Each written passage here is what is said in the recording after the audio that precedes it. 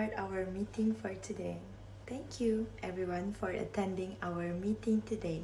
Before we start with the discussion, let me introduce to you about our icon, that is YB Dato Sri Hajah Nancy Binti Shukri, which is our Minister of Tourism, Arts and Culture, Malaysia. YB Dato Sri Hajah Nancy Binti Shukri was born on 5th of August in 1961 in Kuching, Sarawak. YB Dato Sri Hajah Nancy Binti Shukri has mixed percentage of Malay and Melanau ancestry on her father's side, and her mother's side has Scottish, Iban and Chinese ancestry. Her father is Mr. Shukri Mahdi and her mother is Mrs. Bibi McPherson. Dato Sri have served as Minister of Tourism, Arts and Culture for the second terms in the Barisan Nasional (BN), that is, administration under Prime Minister Ismail Sabri Yaakob since August 2021.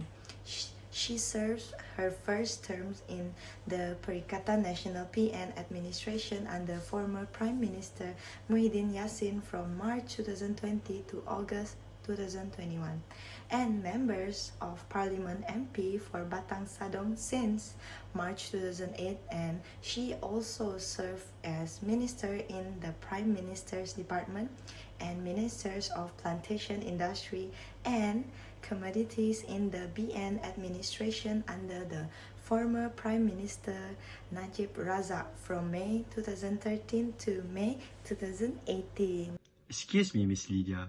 Can I add some additional information regarding the contribution of the Honorable YB Dato Sri Hajah Nancy to the tourism industry of our country? Let us proceed with Khairin. Since the COVID-19 pandemic has hit us globally, the tourism sector has been shut down temporarily to stop the spreading of the virus. However, most tourism businesses are unable to sustain themselves due to several costs that need to be borne while it is not operating. Dato Sri has implemented several actions to make this sector keep running despite the limitation of the movement conducted by the National Security Agency. One of the efforts she made is by conducting an interaction session with tourism industry practitioners to explain and discuss initiatives to speed up the restoration of the tourism sector. She even made an immediate meeting with the Ministry of Finance and Bank Negara to discuss issues on Penjana tourism financing scheme raised by industry players. In a high-risk industry, industry participants encounter difficulty in obtaining loans, tight application restrictions, and application rejection. Plus, she also suggested that most tourism festivals should be made virtually so that the tourism sector continues running despite the strict regulation.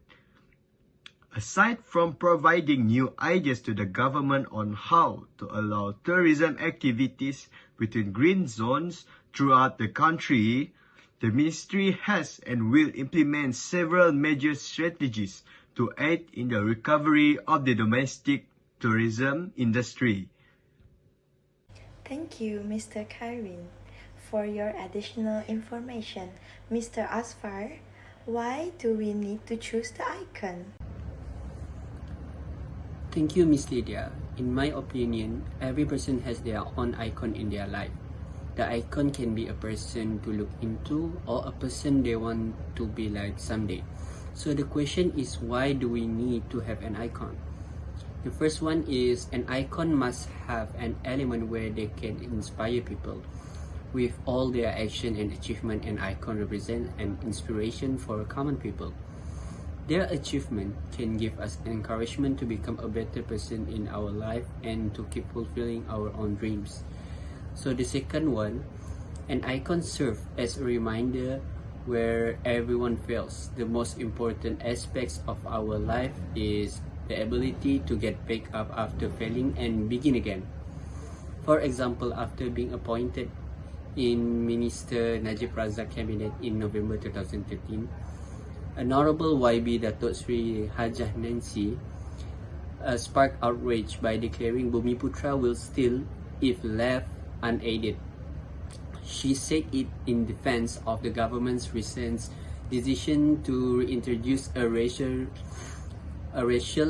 preference economic policy, which has enriched Malaysia's Chinese and Indian minority communities. However, Honorable YB Dato Sri Hajah Nancy is looking ahead and is not taking action against those who are attempting to smear her name, circulating an old statement made 2 years ago. So the third one is icon teach us an important lesson, which an icon is not someone who goes through life easily and effortlessly. On the contrary, it is a human nature to idolize someone who achieved something against all odds. So it is important for us to take every lesson from an idol to become a better version of ourselves. Thank you, Mr. Azfar, for your explanation of why we need to choose an icon. Does anyone want to add more information regarding our Honorable YB Dato Sri Hajah Nancy's career? Let me tell you about the political career of Honorable YB Hajah Nancy. Datuk Sri was elected to Parliament in 2008 Malaysian general election for the rural conservative seat of Batang Sadong in Sarawak State. Moreover, after successfully defending her seat in the 2013 Malaysian general election, Datuk Sri was appointed as a minister in the Prime Minister Department in the new cabinet of Malaysia announced by the Prime Minister of Malaysia, which is Najib Razak. In the political arena, Honorable Nancy Shukri should be closer to the audience. Her responsibility as a politician prompted her to come up with several measures to win over the public. The Honorable Nancy Shukri believed in the power of presence to forge connection with the public. She also believed in using a variety of creative tactics to build reputation with audience. In a previous discussion, Mr. Azfar has stated that an icon must have an element where that can inspire people. So how will our Honorable YB Dato Sri Hajah Nancy inspire and influence us? Mr. Azfar, do you have any argument about this matter? To answer this question, Honorable YB Dato Sri Hajah Nancy has inspired us to excel in everything we do in life. As the job market today requires students with a wide range of skills, we aspire to be like Honorable YB Dato Sri Hajah Nancy, who is an advocate for new thinking in the field of tourism, arts, and culture development, also promotion, as well as a proponent of innovation and technological adoption in these difficult times. This can aid our critical and creative thinking abilities. As in today's industry, students are not only required to excel in their studies, but also beyond that. Students are encouraged to master many additional skills and knowledge in order to become more stand out than the others. This is because since educational has been more accessible to anyone, the number of graduates produced every year has increased tremendously. Then by becoming extra, students will become more valuable and appealing in the industry, and this will make companies become more attracted to employ them, thus increasing the chance of getting employed. Mr. Habib, how do you think our Honorable YB Dato Sri Hajah Nancy will influence our life? Her hard work and determination really inspire us as a student to always challenge ourselves and get out from our safe zone bubbles. This inspires us to improve our quality of life by pursue many great things and try to explore into other fields to challenge and expand our abilities and capabilities. It is important for students to equip themselves with many skills and knowledge during their study in order to apply them during their working time. Exploring and involving with many activities and events during studies can provide useful and helpful experience for future use. Idolized Honorable Nancy Shukri made us realize that an individual can achieve many great things as long as they are willing to challenge themselves and work hard toward their goal. Excuse me, everyone. Can I give my opinion? Yes, sure, Mr. Khairin. Although she is a busy woman in the parliament, she never abandoned her own place in charge, which is Batasadong. She helped a lot of the people of Batasadong by giving aid to local SMEs and particularly in women's welfare.